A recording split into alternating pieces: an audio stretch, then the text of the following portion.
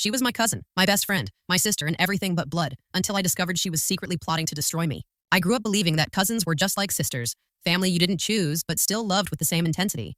My cousin Mira and I were born only a year apart, which made us inseparable in everyone's eyes. At weddings, we danced side by side. At family gatherings, we shared secrets and hushed whispers. And when life felt unfair, we leaned on each other. At least that's what I thought. Our families lived just 2 streets away in the same neighborhood. Summers meant long afternoons on my terrace, gossiping about school, friends, and dreams. I was the quieter one, content with books and sketchpads, while Mira was the firecracker, loud, confident, and effortlessly charming. People gravitated toward her, and I never minded being in her shadow. In fact, I admired it. But admiration has a thin line. On my 15th birthday, when my relatives praised my artwork, I noticed a flicker in Mira's eyes. It wasn't joy. It wasn't pride. It was something darker, something sharp. She smiled and clapped along with everyone else, but later that night she whispered, "Don't get too proud. People are just being polite." I laughed it off, convinced she was joking. That was the first time I felt the undercurrent. Still, I pushed the thought aside. Over the years, we built a rhythm together. I would help her with school projects, write essays for her when deadlines loomed, and listen to endless stories about her popularity at college. In return, she showered me with the title of best cousin, posting photos with captions like #family_goals and #sisters for life. Everyone around us believed we were unbreakable. But slowly, I began to notice cracks. Whenever something good happened in my life, a scholarship, a certificate, or even a compliment, Mira had a way of twisting it. She would make small remarks that lodged themselves in my chest like thorns. "Well, it's not like you'll ever be as confident as me. You're lucky people don't see how shy you really are." I could have done it too if I wanted. They were subtle enough that no one else noticed, but I did. One afternoon during a family function, I overheard her telling 2 of our aunts, "She's sweet, but you know, she can be moody. I think she struggles with confidence, poor thing." My stomach nodded as I listened, realizing she was carefully planting doubts about me. Later, when I confronted her, she laughed and hugged me. "Relax. I was just saying that so they'd feel sorry for you. Sympathy gets you attention, you know?" I wanted to believe her. I wanted to hold on to the image of my cousin as my sister, my closest friend. But something in me shifted that day, because family is supposed to protect you, not weaponize your weaknesses. And in Mira's eyes, I was beginning to see not a sister, but a rival. Do you think family rivalry can be more dangerous than friendship betrayal? By the time we both entered college, the invisible rivalry had started to take shape. Outwardly, Mira and I were still the picture of harmony, posing together at family dinners, sharing selfies with captions like "Forever Sisters." But behind the smiles, I was slowly learning that Mira's affection had strings attached. She knew exactly how to push me into her shadow. Whenever I worked hard for something, she found a way to reduce it. When I landed a spot in a prestigious inter-college art exhibition, Mira clapped dramatically in front of everyone. But later, in the car ride home, she muttered, "I'm glad they picked you. It's not like you'd survive in anything competitive otherwise." Her words had become knives disguised as concern. The first big scheme arrived during my second year. I had been preparing for a debate competition, one that meant a lot to me because I wanted to prove I wasn't just the quiet cousin. I poured weeks into practice, rehearsing my arguments late into the night. Mira, who had no interest in debating, suddenly signed up as well. "We'll both participate," she declared, draping an arm around me. "It'll be fun. Friendly competition."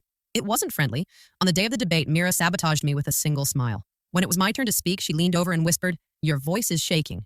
They're going to laugh at you." It was only 5 words, but it was enough to rattle me. My confidence crumbled on stage. I stumbled through my speech, my hands trembling so badly I could barely hold my notes. Mira, of course, followed with a flawless performance. Confident, charming. The crowd loved her. Our relatives in the audience cheered, clapping until their palms were red. My failure became her victory.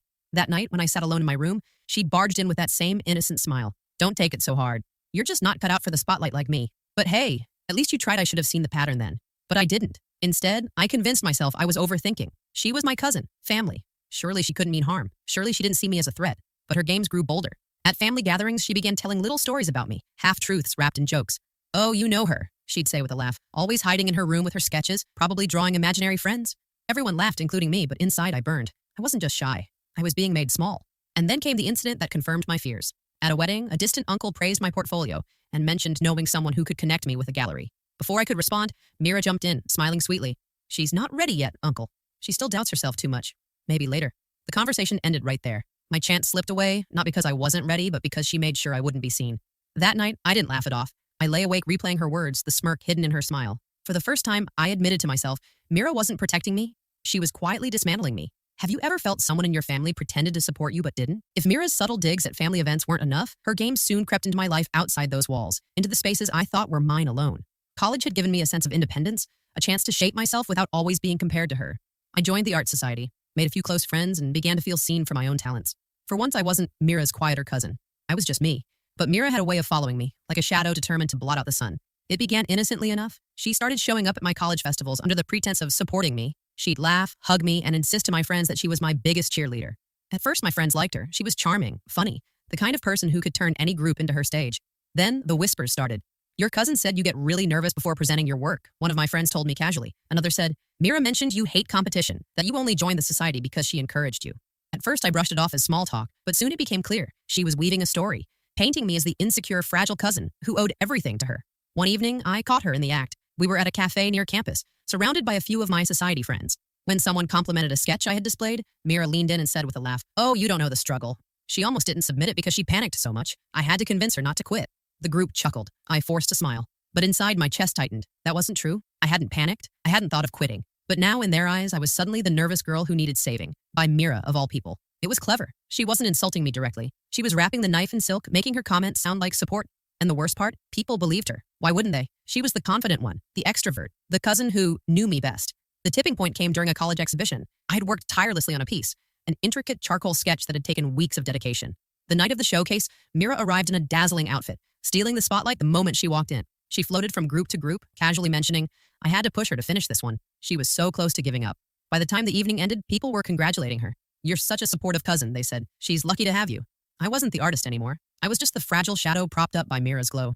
That night, I stared at my sketch, the charcoal lines blurring as tears stung my eyes. It wasn't just family anymore. She was reshaping how the world saw me. And the scariest part was, no one else noticed.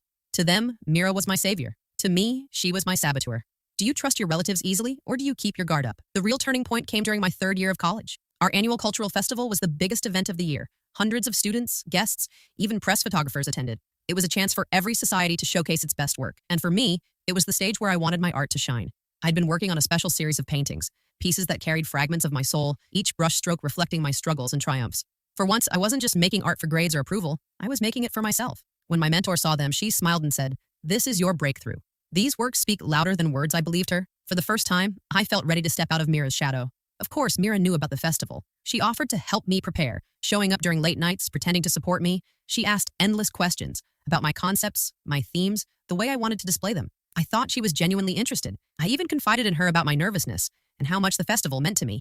Looking back, I realized I handed her all the ammunition. The night of the exhibition, everything seemed perfect. My pieces were arranged in the gallery hall, soft spotlights highlighting their details. Students, professors, and visitors moved slowly through the space, admiring the work. Compliments flowed my way, and for the first time in years, I felt seen. Then Mira arrived. She looked radiant in a red dress, her smile brighter than the lights above us. She immediately gathered a group of students and began pointing at my paintings. First, I thought she was praising them. Then I heard her words.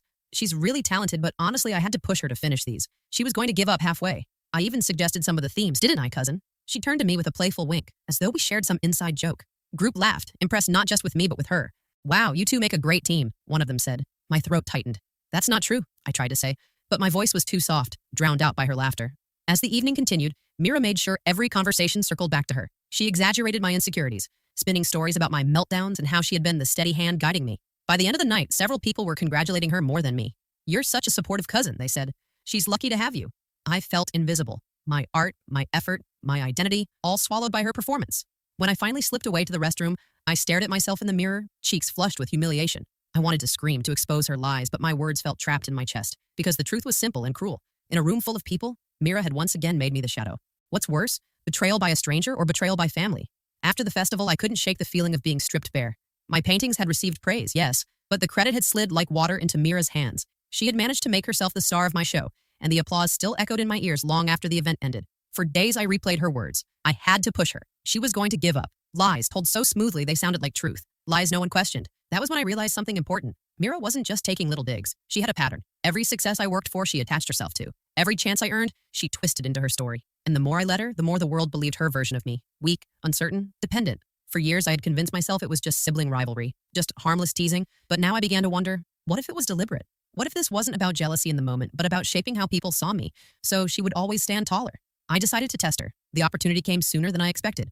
Our college announced a competition for final year students, a chance to present projects to a panel of professionals. The winner would earn not just recognition, but internships at top companies. It was the kind of opportunity that could change everything for me. I didn't tell Mira about it. Not at first. I worked quietly, pouring my energy into a portfolio that I knew could impress the judges. For once, I wanted to see how far I could go without her interference. But secrets don't stay hidden long in families. At dinner one night, when my father casually mentioned that competition thing, Mira's eyes lit up. She turned to me with her sweetest smile. "Why didn't you tell me? I could have helped you prepare." The word help curled in my stomach like poison. I played along, though. I nodded, smiled, and told her I hadn't gotten very far yet. In reality, I had already completed half the work. I wanted to see what she would do. Sure enough, her visits to my house increased. She'd sit on my bed flipping through my sketches, offering little suggestions. "Maybe you should add more color here, otherwise it looks dull." or don't aim too high or you'll disappoint yourself. They weren't helpful. They were seeds of doubt, planted carefully. One afternoon, I left a fake draft of my project lying out on purpose. Messy sketches, unfinished ideas. Mira pounced on it, her smile widening. Oh, you've got so much left to do. Don't stress yourself, cousin. If you mess it up, people will still admire your effort. That was the confirmation I needed. Mira didn't want me to succeed. She wanted me to stumble so she could swoop in and shine. For the first time, anger replaced the old ache of betrayal. I wasn't imagining things. She wasn't harmless. This was a game. And she had been playing it far longer than I realized. How would you react if you found out your cousin was plotting against you? Once I confirmed my suspicions, the way I looked at Mira changed. Every word she spoke, every smile she flashed, it all felt like a mask now. I'd spent years doubting myself, questioning whether I was imagining her digs. But no, she was deliberate, calculated. And if she was playing a game, then I needed to learn the rules. I wasn't bold enough to confront her directly. Not yet. Too many times I had spoken up only to be brushed off as too sensitive. This time, I needed proof, something undeniable. So I started with small tests. The first trap was simple. I told her about a made-up idea I was considering for my competition project. Something weak, something I knew the judges would never find impressive. I described it to her with false excitement, then watched her face closely. Sure enough, she leaned back with a smug little smile. Yes, that sounds nice. It's safe. Maybe that's best for you. You don't want to overwhelm yourself. Safe. That was her favorite word for me. Safe meant small. Safe meant unthreatening. When she left that evening, I laughed for the first time in weeks. She thought she had me cornered, but in reality, she had revealed herself again. The second trap came during a family dinner. I casually mentioned that a professor had complimented my work and hinted that I might stand a strong chance in the competition. Mira smiled sweetly and raised her glass. To my cousin's hard work, she said, loud enough for the whole table to hear. Everyone clapped, touched by her support.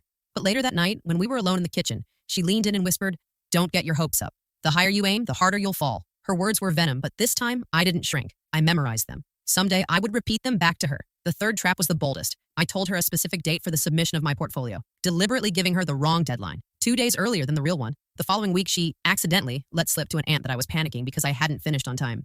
Poor thing, she sighed dramatically. She just can't handle pressure. My jaw tightened when I overheard it. She had taken the bait perfectly. By spreading the lie, she showed her hand. And this time, I wasn't going to let it slide. Something inside me shifted that night. The old version of me, the girl who stayed quiet, who let Mira narrate my story, was gone. In her place stood someone sharper, someone who understood that silence was its own kind of surrender. Mira had taught me her rules. Now, I was ready to play. Do you believe jealousy is stronger inside families than outside? Once I decided to play by Mira's rules, the world around me began to look different. Every gathering, every conversation became a board on which I could move carefully, choosing each step with precision. The first move was simple: stop reacting. For years, Mira had thrived on my silence. My hesitations made her words stronger. If I blushed, if I stammered, if I looked away, people believed her version of me, so I trained myself not to flinch. The next time she joked at my expense, "Oh, you know her, always panicking before a deadline." I smiled calmly and replied, "That's funny, considering. My professor praised my time management last week." The shift was subtle, but I saw it in people's eyes.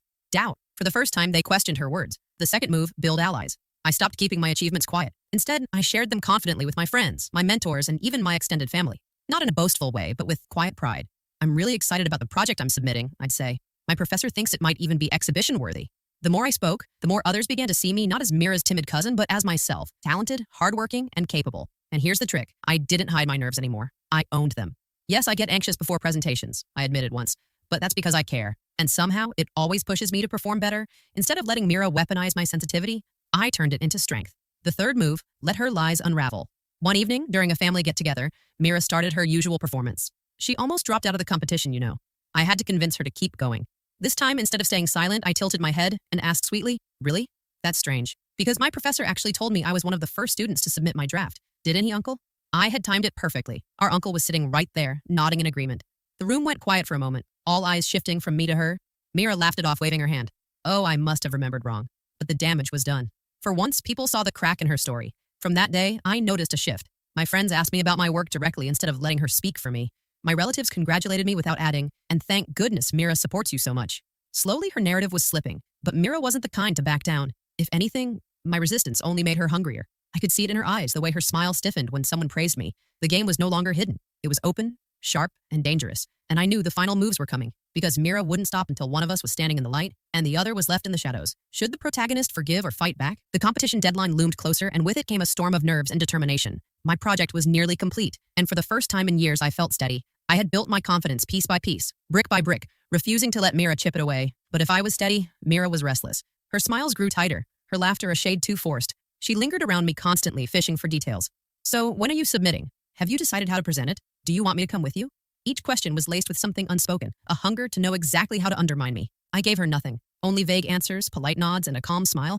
Inside, I was watchful, waiting for her next move. It came the week before submissions. I had left my portfolio folder on my desk while I stepped out for tea. When I returned, the folder was open, pages shuffled, and Mira, standing in the middle of my room, flipping through my work with wide eyes. "Oh," she exclaimed, feigning surprise. "I was just curious. You don't mind, right? You never show me anything these days." I swallowed my anger and closed the folder gently. "I'll show you when it's finished." But the unease stayed with me. 2 days later, the unease became reality. I walked into class only to find whispers buzzing like bees. "Did you hear?" someone murmured. "Her work is copied." Another voice. Apparently, she lifted half her concepts from online portfolios. My chest tightened. What? When I reached my desk, I found printed screenshots scattered across it, images from random art websites. And next to them, someone had scrawled in red ink, "Exposed." The room spun. My professor entered, brows furrowed, and asked to see me after class. I barely heard the lecture, my mind racing. Who could have planted this? Who would want to see me humiliated like this? But deep down, I already knew. Later, when I confronted Mira privately, she gasped with mock outrage. "Copied? Oh no, cousin, that's terrible. Who would do such a thing to you?" Her hand pressed against her chest, her eyes wide with practiced innocence. I stared at her, searching her face for a crack. But she was too skilled, too rehearsed.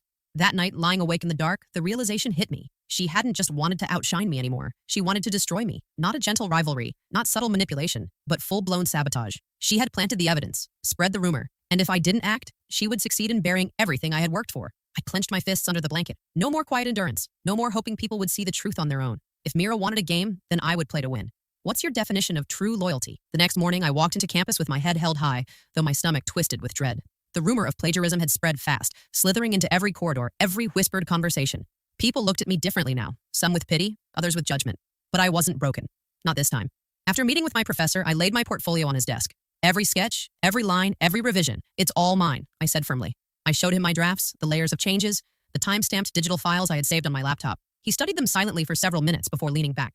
"You're telling the truth," he said at last, "but someone clearly wants to ruin you." His eyes narrowed. "Do you know who?" I hesitated, then shook my head. "Not yet. I didn't want accusations. I wanted proof, and proof was exactly what I planned to get." That evening, I called Mira. My voice was soft, trembling just enough to sound believable. "I don't know what to do," I confessed. "Everyone thinks I copied.